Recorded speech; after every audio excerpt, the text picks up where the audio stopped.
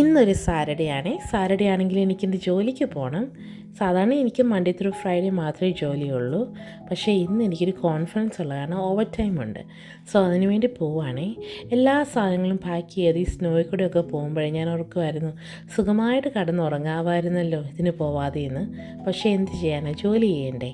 ജോലി സ്ഥലത്ത് ചെന്ന് കഴിഞ്ഞാൽ എന്നെ മോട്ടിവേറ്റ് ചെയ്യാനുള്ള ഇങ്ങനെ കുറച്ച് സാധനങ്ങളൊക്കെ ഞാൻ ഉണ്ടാക്കി വെച്ചിട്ടുണ്ട് അവിടെ.